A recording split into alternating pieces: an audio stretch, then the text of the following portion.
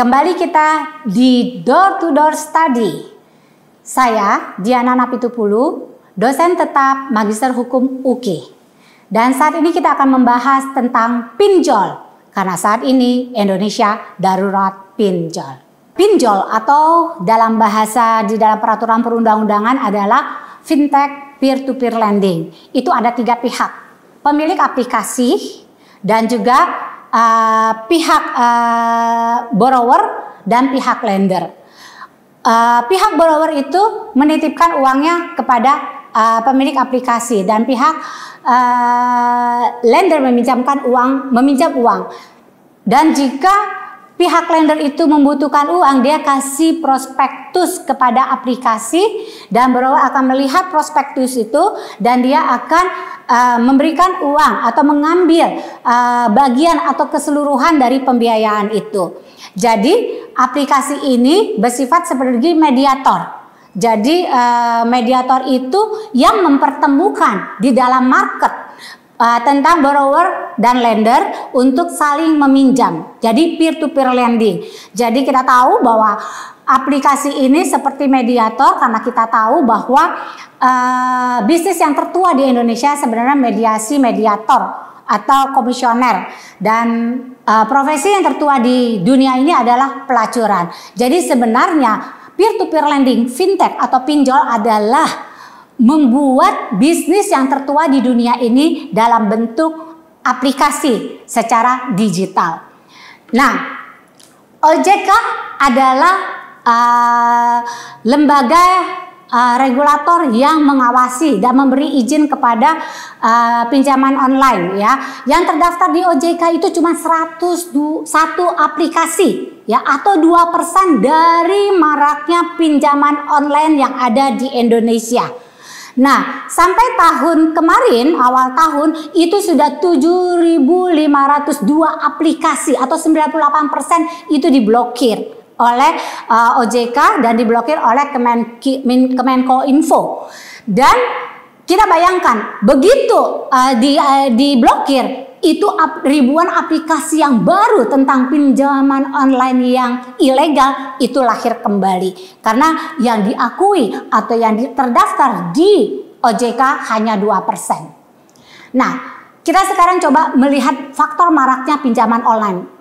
Yaitu pertama, literasi keuangan untuk masyarakat Indonesia sangat rendah. Apalagi literasi digital keuangan. Dan juga tingkat ekonomi yang rendah. Banyak orang yang miskin, dan juga kita tahu sekarang banyak PHK di mana-mana. Juga gaya hidup kaum milenial dan Gen Z itu yang ingin segala sesuatu instan. Dan yang terakhir dan yang banyak adalah judi.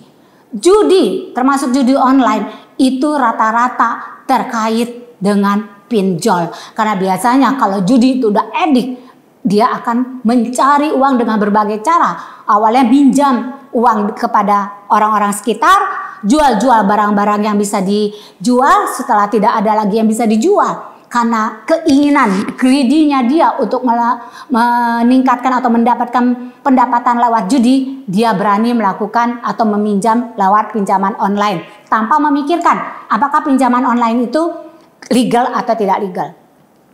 Nah, kita lihat sekarang kelompok masyarakat yang banyak terjerat pinjol. Kita lihat yang paling banyak 42% guru.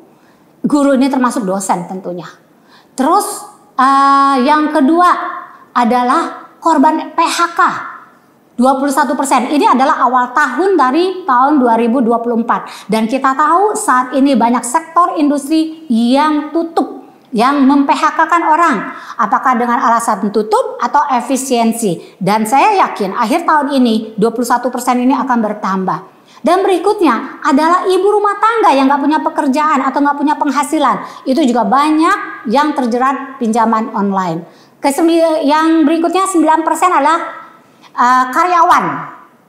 Terus yang berikutnya 4% adalah pedagang. Pedagang itu cuma sedikit ya, hanya 4%, karena saya pikir bukan karena dia nggak minjem secara online, tetapi mungkin karena dia ada pekerjaan dan ada bisnisnya, pinjaman itu bisa dibayar tepat waktu, sehingga yang terjerat atau yang gagal bayar hanya 4%. Berikutnya adalah pelajar itu 3%. Dan Kita tahu pelajar itu dari yang punya KTP pastinya. KTP itu SMA ke atas ya. Mungkin SMP yang sudah punya KTP itu juga bisa minjam, karena syaratnya melakukan pinjaman online itu harus ada KTP, harus ada NIK. Terus habis itu berikutnya ada tukang cukur, itu 2%. Saya juga nggak tahu kenapa profesi tukang cukur itu banyak yang terjerat dalam pinjaman online. Nah, kita coba mencegah supaya kita tidak terjerat pinjaman online. Pertama, kita jangan abal. Jangan kita minjem kepada pinjaman online yang ilegal. Ya, jadi untuk itu kita periksa apakah aplikasi pinjaman online ini terdaftar di OJK. Kita tinggal masuk ke dalam web OJK, kita masukkan nama pinjaman online itu, dan kita tahu apakah pinjaman online itu atau aplikasi itu terdaftar atau tidak terdaftar di OJK. Terus jangan asal kita pengen punya tas baru, kita pinjam. Asal kita mau healing, kita pinjam. Atau asal kita mau pergi pacaran kepada pacar kita atau gebetan kita pinjam. Jadi jangan asal. Ingat, keinginan belum tentu kebutuhan.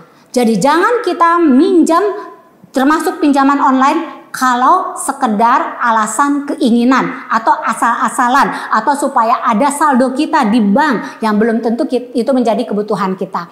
Berikutnya, jangan abai. Ingat, di hukum apapun, di agama apapun, di adat apapun, utang is utang. Jangan abai. Kalau kita berhutang, kita harus membayarnya. Karena itu perjanjian. Semua urusan perdata itu diwariskan. Urusan pidana selesai. Begitu orang yang melakukan tindak pidana itu mati. Tetapi urusan perdata diwariskan. Nah, sekarang kita coba kisi-kisi cara menghadapi debt collector. Pertama, kita tetap tenang. Ya, periksa legalitas pinjaman online itu, ya, apakah dia pinjamannya aplikasi itu legal atau illegal. Kalau illegal, Anda tidak memiliki kewajiban membayar karena dia ilegal. Ingat, perjanjian itu adalah sahnya perjanjian, sepakat, cakap, dan sesuatu hal dan sebab yang halal. Kalau pinjaman online itu tidak legal atau ilegal, saudara tidak memiliki kewajiban untuk membayarnya. Terus kedua, pahami hak Anda, ya, bahwa Anda dilindungi. Jangan ada orang yang melakukan penagihan dengan cara melanggar hak asasi manusia, yang mempermalukan saudara, yang menjual data-data pribadi saudara, atau yang mengambil semua kontak daripada handphone saudara sehingga nama baik Anda dipermalukan dengan menagih kepada seluruh kontak Anda. Dan juga ingat, ada peraturan OJK tahun 2022. Debt collector atau aplikasi hanya bisa menagih Anda hanya 3 kali sehari. Lebih daripada itu, dia melanggar hukum. Berikutnya, kumpulkan bukti. Bukti-bukti Anda melakukan pinjaman. Maka waktu Anda begitu klik pinjaman online itu screenshot, bukti-bukti pembayaran, semuanya dikumpulkan. Apakah emang pembayarannya sudah melebihi atau tinggal bayar bunganya saja. Berikutnya, berkomunikasi dengan baik. Hadapi masalah, jangan lari dari masalah, karena itu akan menimbulkan masalah baru. Komunikasikan dengan baik. Jangan kita marah sehingga kita melakukan tindak pidana yang menyebabkan urusan perdata. Pinjam-meminjam itu adalah urusan perdata beralih kepada urusan pidana. Komunikasikan dengan baik. Dan berikutnya, kita dengan lemah lembut dan dengan bekerja sama ajukan restrukturisasi atau penjadwalan ulang daripada kewajiban saudara. Bicarakan bahwa saya butuhnya segini. Saya punya uang segini. Saya bisa bayar segini. Dan biasanya kalau seumpamanya itu udah lewat daripada pokok, itu akan disetujui. Karena urusan perdata itu tidak membuat saudara dipaksa membayar pada saat itu juga. Buat persetujuan atau kesepakatan ulang, pasti secara digital, tentang restrukturisasi atau penjawalan ulang daripada pembayaran kewajiban Anda. Terus berikutnya, lapor ke pihak berwenang jika Anda memang diperlakukan secara tidak manusiawi atau hak-hak Anda dipermalukan atau saudara merasa bahwa tidak nyaman. Adukan, ya. Kita tahu ada Satgas pinjaman atau Satgas investasi yang kita bisa melaporkan. Terus berikutnya, hindari pinjol ilegal di masa depan. Ingat tadi, untuk menghadapinya jangan abal, pinjaman online itu tidak abal-abal, jangan kita asal karena kita ingin kita pinjam, dan jangan abai, utang harus dibayar. Berikutnya kita lihat atau pemberantasan aktivitas keuangan ilegal, bukan hanya tentang pinjol. Hotline-nya adalah 157, WhatsApp-nya itu 0811 571 571 ya. Ini anggotanya adalah ada 16 anggota Satgas OJK ya.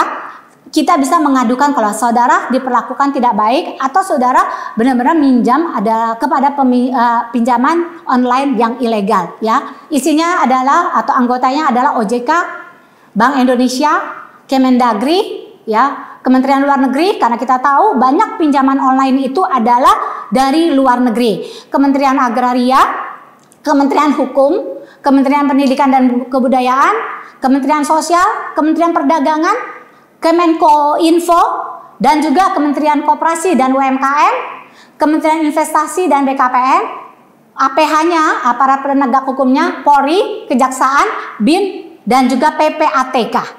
Ya, jadi bisa dilihat nanti penelusuran analisa transaksi keuangan dari kita sendiri maupun dari pemilik aplikasi daripada pinjol online baik legal maupun ilegal. Demikian tentang pinjaman online yang saat ini kita sedang mengalami darurat pinjol karena korbannya itu banyak masyarakat kecil dan kita saat ini mengalami darurat pinjol. Tapi jangan takut, jika itu sudah terjadi, hadapi masalah itu dengan lebih arif dan tenang. Sampai jumpa kembali di dalam Door to Door Study yang akan datang. Terima kasih.